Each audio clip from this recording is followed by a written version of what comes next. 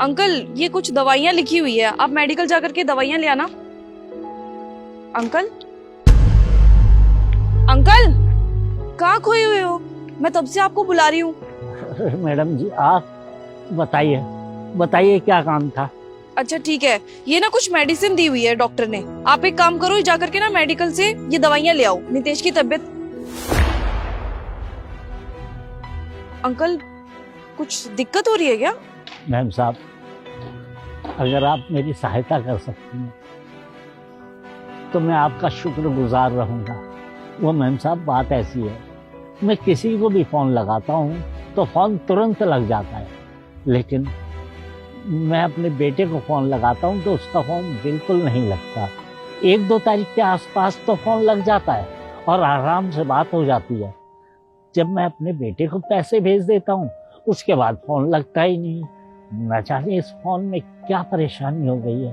Ma'am साहब मैंने अपने बेटे को भी बताया था, मैंने कहा कि बेटा 1-2 तारीख को तेरे से बात हो जाती है और फिर उसके बाद बात नहीं हो पाती। तो उसने बोला कि पापा तुम्हारा फोन खराब हो गया होगा। तो मैंने फोन भी चेंज कर दिया, लेकिन अब भी वही मुसीबत। उसकी माँ भी बहुत बीमार है, रोज रोज कहती है कि मुझे अपने बेटे से बात करनी है। मैं कोशिश करता हूँ लेकिन मैं उससे बात नहीं करवा पाता। अब मेरे पास तो कुछ भी पैसा नहीं बचा। मैं सोचता हूँ कि यहाँ से तनख्वाह मिलेगी तो मैं अपनी घरवाली का इलाज करा लूँगा, लेकिन ये सोचता हूँ कि अगर मैंने अपने बेटे के पास पैसा नहीं भेजा तो उसकी पढ़ाई मारी जाएगी। एक तरफ तो बेटे की पढ़ाई, दूसरी घरवाली का इलाज। मैम साहब उसकी पढ़ाई के लिए जितनी भी मेरी गांव में जमीन जायदाद थी सब बेच दिया। अब इसके इलाज के लिए तो कोई पैसा बचा नहीं है। जो यहाँ से थोड़ी बहुत तनख्वाह आती वो भी मैं अपने बेटे को भेज देता हूँ। पर अंकल ऐसा कैसे हो सकता है कि 1-2 तारीख को आपके बेटे का फोन इजीली लग जाता है और बाकी दिन फोन लगता ही नहीं है? अरे अंकल आप रो मत, आप एक काम करो, एक बार फोन मेरे को दो, मैं एक बार ट्राई करती हूँ। मैम साहब आप मेरी सहायता कर देंगी तो मैं आपका बहुत आभारी रहूंगा। अंकल आपके बेटे का नंबर किस नाम से सेव है? जी मेरे बेटे का नाम राहुल है और राहुल के नाम से सेव है। ठीक है।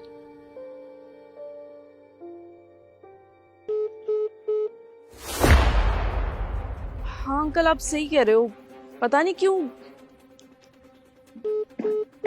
नंबर जब भी डायल कर रही हूँ डायल होते ही कट जा रहा है। एक सेकंड, मैं एक बार अपने फोन से ट्राई करती हूँ।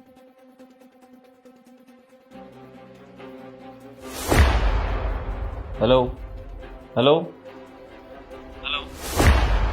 क्या हुआ मैम साहब, लगा फोन?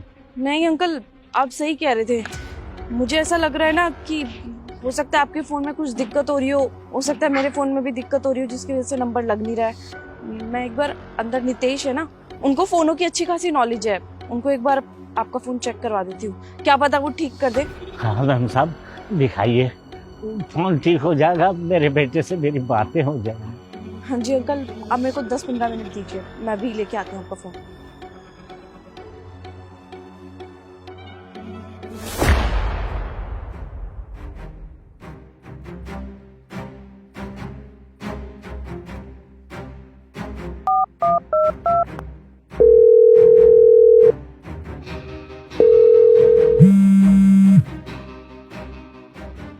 Hello hello. राहुल से बात हो रही है? हाँ आप कौन? मैं आपकी शुभचिंतक बोल रही हूँ। शुभचिंतक? लेकिन मेरा तो कोई शुभचिंतक नहीं है। वो क्या है ना, आपके पापा का नाम हुकुम सिंह है ना? हाँ हाँ वो मेरे ही पापा हैं। क्या हुआ? हाँ वो क्या है ना, आपके पापा हमारे यहाँ पे गार्ड की नौकरी करते हैं।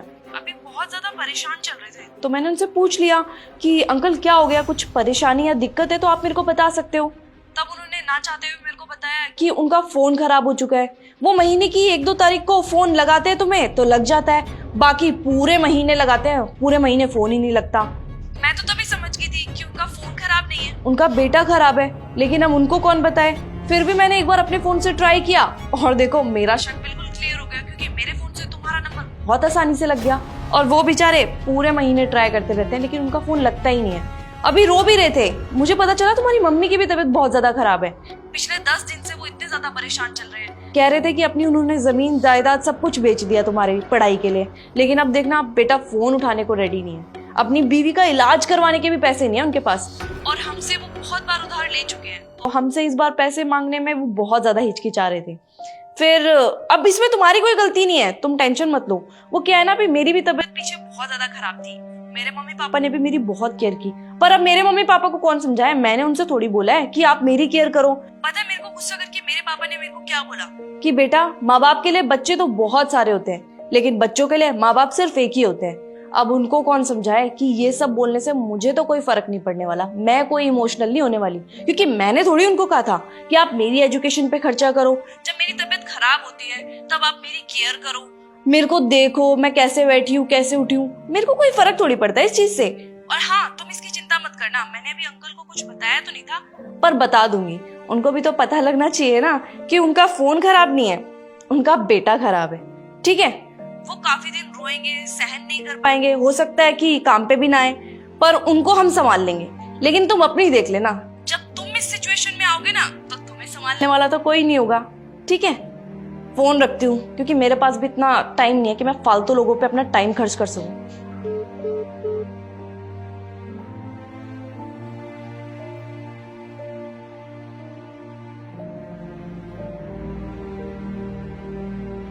अंकल जी, ये लीजिए आपका फोन।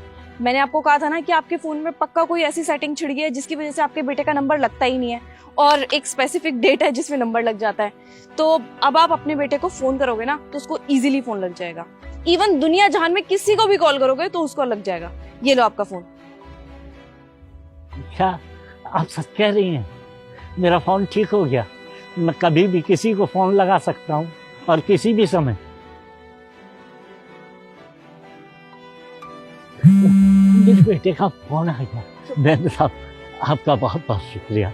मैम साहब, ये तो चमत्कार हो गया। अरे अंकल, आप टेंशन मत लो, मेरे को थैंक यू बाद में बोलना, पहले अपने बेटे से बात करो। और रही बात इस दवाइयों की, तो मैं गाड़ी में चली जाती हूँ लेने के लिए।